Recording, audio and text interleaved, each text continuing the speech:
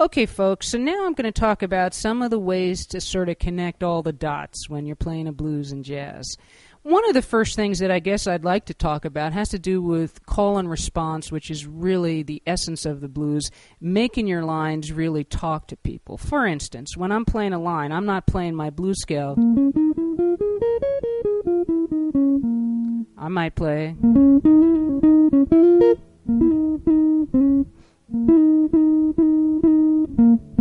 I'm really trying to talk with my guitar and really sing with it, almost like a human voice. So that's really what the best instrumentalists do, is they make you think of a singer wailing or the moan of the blues. That's what you want to get into. You also want to utilize repetition and create some excitement that way.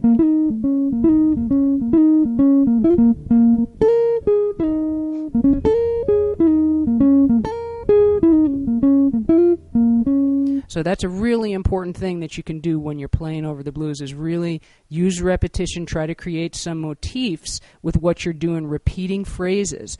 And you can also sort of call and response with yourself in your own solo, for instance.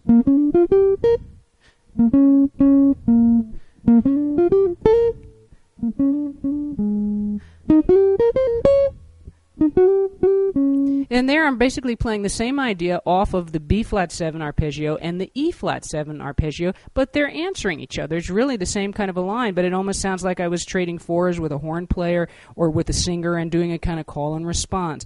And that's going to make your music swing.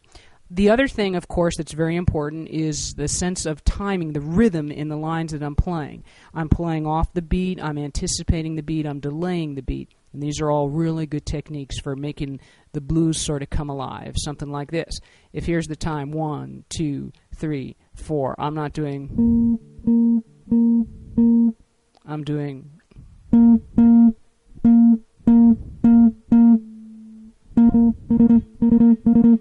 Even just with one note, you can create so much excitement in the blues by really working off the time. And to do that, you've got to get very comfortable with where the time is. It's very important to be your own internal drummer when you're playing the blues. Really keep track of where the time is.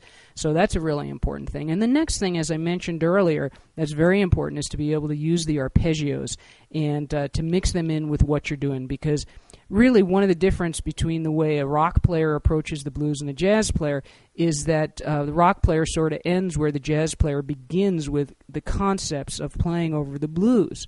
So, for instance, if you have the blues scale, that'll be my jumping off point, and then I'm going to start to integrate the arpeggios in what I'm doing, and that'll give you more of a jazz sound in what you're doing. For instance,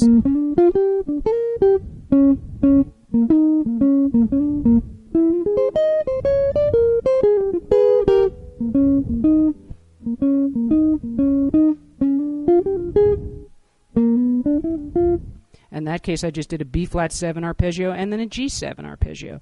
And that, again, creates a sense of call and response and is also outlining the correct chord changes for the blues. So in the next segment, I'm going to use some of these ideas, and I'm also going to talk about altering the chords. For instance, some of the arpeggios will be altered arpeggios instead of just a B-flat-7 arpeggio. This one. Maybe I'll do like a B-flat-7 sharp 5. You know, something like that, where I'm really B augmented. Or maybe I'll do a B-flat-7 flat 9. And the same thing over all of the different chords. And you'll see how this will gradually start to generate some real excitement and some real color over what I'm doing.